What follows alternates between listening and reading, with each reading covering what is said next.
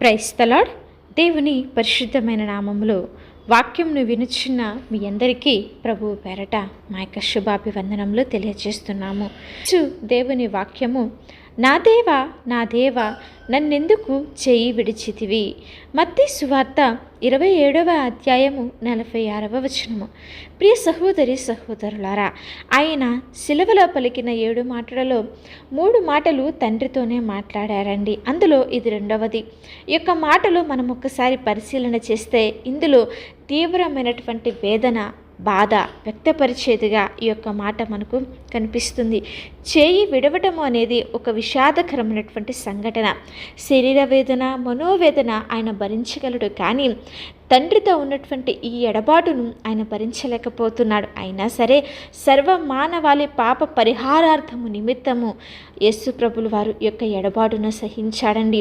మనకు విమోచన అనుగ్రహించడానికి, సమస్త పాపము నుండి మనలను రక్షించడానికే ఆయన ఈ యొక్క ఎడబాటుకు ఆయన విధేయత చూపించాడు. తండ్రితో ఉన్నటువంటి సంబంధాన్ని మరి కొన్ని క్షణాల ఎడబాటునే ఆయన తట్టుకోలేకపోతున్నాడు అని చెప్పి ఆయన ఆవేదన చెందుతున్నాడండి. మరి కీర్తనలు 22:1 వచనంలో దావీదు ప్రభు సన్నిధిలో ప్రార్థన చేస్తూ అంటాడు కదా, నా దేవా నా దేవా నీవు నన్ను ఎలా విడిచితివి అని దావీదు మొరుపెడుతున్నాడు.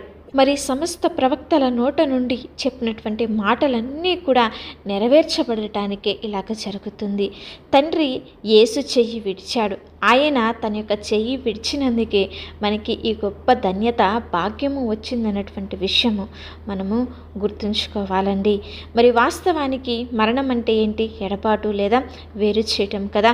మరి ప్రభువైనటువంటి యేసుక్రీస్తు వారు సిలువలో అనుభవించినటువంటి శ్రమ ఎక్కువ భాగము కూడా మనము కీర్తనలు 22వ వచనంలో మనము గమనించుకోవచ్చు. ఆయన క్రూరమైనటువంటి తన యొక్క మరణాన్ని తలుచుకొని విలపించలేదు. శిష్యులు విడిచారని చెప్పి, సొంత జనులు విడిచారని అపహాస్యము చేస్తున్నారని, లేకపోతే కొరడా దెబ్బలు కొట్టారనో, లేకపోతే ఉమ్ము వేశారనో, నానా మాటలు అంటున్నారనో ఆయన బాధపడలేదు, వేదన చెందలేదు. కానీ తండ్రి తనను విడిచాడని, తండ్రి తన యొక్క చేతిని విడిచిపెట్టాడని చెప్పి ఆయన బాధపడుతున్నాడు, వేదన పడుతున్నాడు. ఎందుకంటే తండ్రి అయిన దేవునితో యేసుక్రీస్తు వారికి ఉన్నటువంటి బంధము చాలా గొప్పది. ఆ బంధము ఎంతో దగ్గర. ఎందుకంటే ప్రతి నిత్యము కూడా ఆయన తండ్రితో సహవాసము చేసేవాడు, ప్రార్థన చేసేవాడు. కనుక ఆయన అద్భుతాలు చేసినప్పుడే కానీ, స్వస్థతలు చేసినప్పుడే కానీ మనం అన్నీ కూడా చూడవచ్చు. పాపులను క్షమించే అధికారాన్ని కూడా దేవుడు యేసు ప్రభుల వారికి ఇచ్చాడు. అంతేకాకుండా ఆయన అంటాడు కదా, తండ్రి ఏమి చెబితే నేను అదే మాట్లాడుతున్నానని ఆయన సెలవిస్తున్నాడండి. కావున యేసు వీరు మనుష్య కుమారుని పైకెత్తినప్పుడు నేనే ఆయనననియు, నా అంతటా నేనే ఏమీ చెయ్యక తండ్రి నాకు నేర్పినట్టు ఈ సంగతులు మాట్లాడుచున్నాననియు మీరు గ్రహించెదరని యోహాను సువార్త 8వ అధ్యాయము 28వ వచనంలో ఆయన మాట్లాడుతున్నాడు. తండ్రితో అటువంటి గొప్ప అనుబంధాన్ని కలిగి ఉన్నటువంటి ఆయన ఒక్కసారిగా దేవుడు యేసుక్రీస్తును ఒంటరిగా వదిలేస్తే ఆ యొక్క బాధ ఎలా ఉంటుందో ఆలోచించండి. యేసుక్రీస్తు తండ్రి నుండి వేరు చేయబడ్డాడు. లోకం యొక్క సమస్త పాప భారము ఆయనపై మోపినప్పుడు మన పాపములకు ఆయన శిక్ష అనుభవిస్తున్న సమయంలో దేవుడు యేసు వైపు ఉండకూడదు. ఈ బాధ, ఆ యొక్క శిక్ష, ఆ యొక్క వేదన మనం అనుభవించాలి. కానీ మనలని ఆయనతో కలపటానికి, మరి తెగిపోయినటువంటి ఆ యొక్క బంధాన్ని మరలా తిరిగి ఏర్పాటు చేయటానికే ఆయన ఇంత భయంకరమైనటువంటి బాధను ప్రభువైనటువంటి యేసుక్రీస్తు వారు సిలువలో అనుభవించారని. తండ్రి ఎడబాటు అనేది కొన్ని విషయాల్లో మనల్ని విజయ తీరానికి నడిపిస్తుంది. మరి మత్తయి సువార్త 27:46లో తండ్రి కుమారుణ్ణి కొన్ని క్షణాలు విడిచుట ద్వారా మనకేమి దొరికింది? పాప క్షమాపణ దొరికింది. ఒంటెల యొక్కయో, కోడెల యొక్కయో, గొడ్ల యొక్కయో, మరి గొర్రెల యొక్కయో రక్తము మనల్ని పాపము నుండి విడిపించదు. కనుక ఆ పాపం నుండి మనల్ని విడిపించడానికి ఆయన ఈ లోకానికి వచ్చి మన కొరకు రిక్తునిగా బలియాగమైపోయాడు. ఆయనలో ఏ పాపము లేదు, ఏ దోషము లేదు. అయినా మన పాప భారాన్నంతటిని కూడా ఆయన తన మీద వేసుకొని మనకి ఇట్టి గొప్ప భాగ్యాన్ని, యొక్క పాప క్షమాపణను ఆయన మనకు అనుగ్రహించాడు కదా. మరి పరిశుద్ధ లేఖనాలలో కుటుంబము యోసేపును విడిచిపెట్టేసిందవునా. మరి ఎప్పుడైతే కుటుంబము యోసేపును విడిచిపెట్టేసిందో అలా విడిచుట ద్వారా వారి కరువు దినాలలో, కరువు సమయంలో వారికి సహాయం దొరికింది. ఎవరి ద్వారా? యోసేపు ద్వారా. మరి ఆ రోజు వారు పోషించబడటానికే మరి యోసేపు ఆ కుటుంబం నుండి మరి దూరం అయిపోయాడండి. మరి యోబు శ్రమలలో భౌతికంగా ఎన్నో మారులు ఎంతగానో ఇబ్బంది పడ్డాడు. కానీ అతడు సువర్ణముగా మారే అంతవరకు కూడా దేవుడు అతన్ని శ్రమలకు అప్పగించాడండి. ఆ తర్వాత యోబు సువర్ణముగా మార్చబడిన తర్వాత 200 ఆశీర్వాదము, 200 దీవెనను యోబు తన జీవితంలో పొందుకున్నాడు. కాబట్టి తండ్రితో ఎడబాటు కుమారుడు పొందాడు. కారణం ఏమిటంటే మనలను ఆయన ఎడబాడకూడదని. ఆయన తన యొక్క ప్రజలను ఎడబాసేవాడు కాదు. ఆయన యొక్క ప్రేమలో నుండి మనలను ఎవ్వరూ కూడా విడదీయలేరు. నువ్వు నేను దేవునితో కలిసి ఉండాలని ఆయన పరలోకంలో తండ్రితో పాటు ఉండే భాగ్యాన్ని విడిచేసి ఈ లోకానికి నీ కొరకు నా కొరకు దిగివచ్చి తన యొక్క ప్రాణంను అర్పించాడు.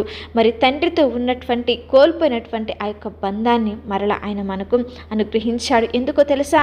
తన యొక్క ప్రజలు, తన యొక్క బిడ్డలు నాశనము కాకూడదని, తన యొక్క బిడ్డలు మరి నరకములో నలిగిపోకూడదని, మరి వేదన పడకూడదని, ఆ యొక్క పాప జీవితంలో నుండి, ఆ వేదనకరమైన పరిస్థితుల్లో నుండి మనలను విడిపించాలని, అపవాదిని ఓడించాలని, అపవాదిని ఎదిరించే శక్తిని దేవుడు మనకు అనుగ్రహించాలని, పాప జీవితంలో నుండి మనము విముక్తి పొందాలని, ఆయన యొక్క ప్రేమను మనము తెలుసుకోవాలని దేవాది దేవుడు మన కొరకు ఈ లోకానికి వచ్చి ఆయనలో ఏ దోషము లేకపోయినా మన దోషముల కొరకై ఆయన బలియాగం అయిపోయాడండి. మన జీవితాల్లో సంతోషము, ఆనందము అనుగ్రహించాలని, మన కుటుంబంలో మరి ఎదురవుతున్న ప్రతి ఒక్క వేదనకరమైన పరిస్థితుల్లో నుంచి విడుదల కలిగించాలని. మరి నరకంలో ధనవంతుడు వేదన పడుతున్నాడు. ఎందుకో తెలుసా?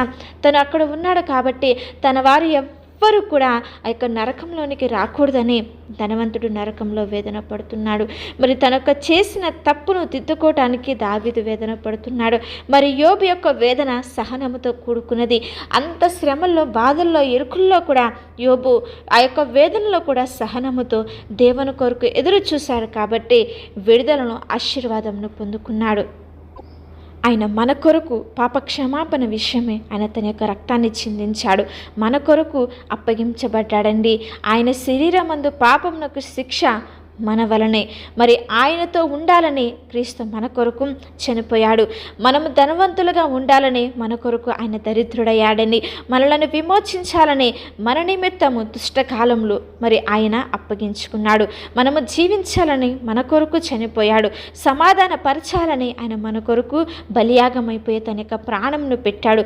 మన నిమిత్తము జగత్ పునాది వేయబడక మునిపే తన యొక్క మహిమలో ఆయన ఏర్పాటు చేసుకున్నాడు. మనలను నీతిమంతులుగా చేశాడండి. మరి నీ నిమిత్తము, నా నిమిత్తము ఆయన ఎన్నో చేశాడు కదా. మరి నువ్వు నేను ఆయన నిమిత్తము ఏమైనా చేయగలుగుతున్నామా?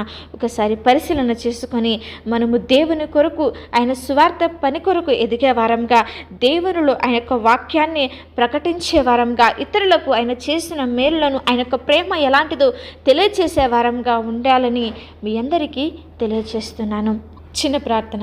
మహాపరిశుద్ధుడా, దయగలిగిన మా తండ్రి, ప్రేమపూర్ణుడా, శ్రేష్టమైన కృపగలిగిన నామమును బట్టి మీకు స్తోత్రములు చెల్లిస్తున్నాం. అవును తండ్రి, మా కొరకే మీరు యొక్క వేదనను పడ్డారు. మా కొరకే మీరు ఇంత భారమైన పరిస్థితిని మీరు అనుభవించారు తండ్రి.